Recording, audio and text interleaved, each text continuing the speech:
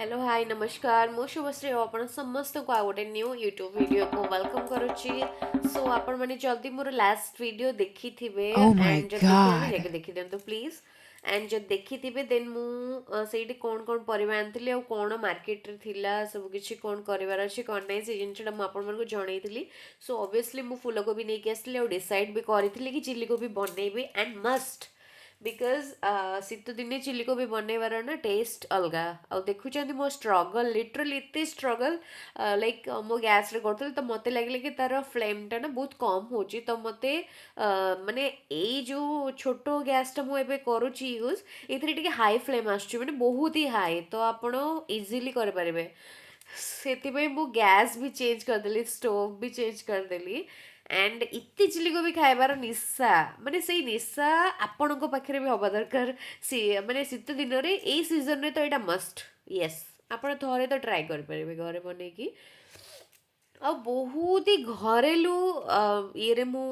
try କରୁଛି ସେମିତି କିଛି ଫ୍ୟାନ୍ସି ଜିନିଷ ପକେଇନି ଆଣ୍ଡ ହୋଟେଲ ରେଷ୍ଟୁରାଣ୍ଟ ଟାଇପ୍ର କିଛି ମୁଁ କରିନି ସିମ୍ପଲ୍ ମୋ ଘରେ ଯାହା ଥିଲା ମୁଁ ସେଇ ଜିନିଷ ଗୁଡ଼ାକୁ ନେଇକି ହିଁ କରିଛି normal chilli sauce tomato sauce and କିଛି ମସଲା ଲାଇକ୍ ଧନିଆ ଧନିଆ ପତ୍ର ଆଉ ଲଙ୍କା କ୍ୟାପ୍ସିକମ୍ ପିଆଜ ଏସବୁ ଜିନିଷ ଅଦା ରସୁଣ ଏସବୁ ଜିନିଷ ପେଷ୍ଟ କରିକି ମିଶାଇଥିଲି ତା ଦେହରେ ଆଣ୍ଡ ଜଷ୍ଟ ସିମ୍ପଲ୍ ଟିକେ କଲର୍ ପାଇଁ ମୁଁ ଚିଲି ପାଉଡ଼ର ବି ଟିକେ ଆଡ଼୍ କରିଦେଇଥିଲି and normal black pepper and chicken ମସଲା ଟିକେ ଆଡ଼୍ କରିଦେବେ ଆଉ ଲାଇକ୍ ମଷ୍ଟ ଚିକେନ୍ ମସଲା ମୋର ସବୁଥିରେ ଟିକେ ଦରକାର ହୁଏ ସୋ ଫାଇନାଲି ମୋର ଚିଲି କୋବି ବନିକି ରେଡ଼ି ହେଇଯାଇଛି ଘରେଲୁ ଫୁଲ୍ ଘରେଲୁ ମାନେ ଆପଣ ହୋଟେଲର ଖାଇବାକୁ ବି ଡିନାଏ କରିଦେବି ଏ ସାମ୍ନାରେ ଏତେ ଟେଷ୍ଟି ଏତେ ୟମ୍ମି ହେଇଥିଲା ସୋ ଚିଲି କୋବି ବନେଇ ସାରିଲା ପରେ ମୋର ରୁଟି ପାଇଁ ଟାଇମ୍ ହେଇଯାଇଥିଲା ଅବଭିୟସଲି ମୁଁ ଅଟା ଚକଟିକି ମସ୍ତ ପୁରା ମେସିନ୍ ବନିଯିବା ପାଇଁ ରେଡ଼ି ଥିଲି ଲାଇକ୍ ରୋଟି ମେକର ମେସିନ୍ ଓକେ ଆପଣମାନେ ଦେଖୁଛନ୍ତି ନା ଏଇଟା ମୁଁ ଟାଇମ୍ ଲାପ୍ସରେ ବନେଇଛି ସୋ ଫଟାଫଟ ମୁଁ କରୁଛି ଏଇଠି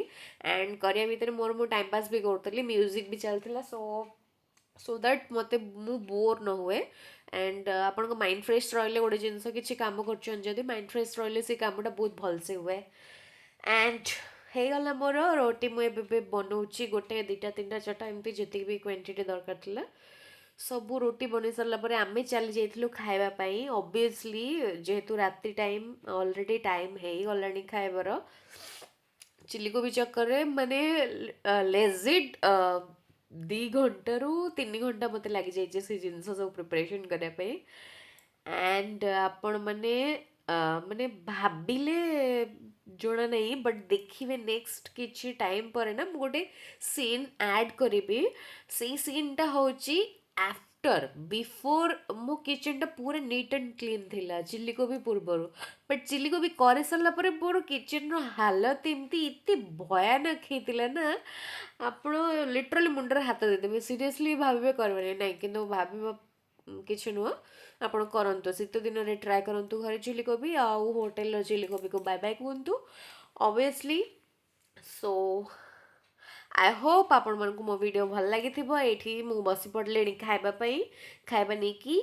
ଯଦି ଆପଣମାନେ ବି ଖାଇନାହାନ୍ତି ଆପଣ ଯାଇକି ଖାଇଦିଅନ୍ତୁ ଆଣ୍ଡ ଅବଭିୟସଲି ଆପଣ ନିଜର ଧ୍ୟାନ ରଖନ୍ତୁ so see you in the next blog next video next content and ଯାହା କହୁଥିଲି ମୁଁ ସେ ଜିନିଷଟାକୁ ଦେଖିଦିଅନ୍ତୁ ଆପଣ ମୁଣ୍ଡରେ ହାତ ଦେବେନି ଡରିବେନି ସେ ଜିନିଷ ମୁଁ ନିଜେ ହିଁ କ୍ଲିନ୍ କରିବି obviously so okay see you in the next vlog till then bye bye take care thank you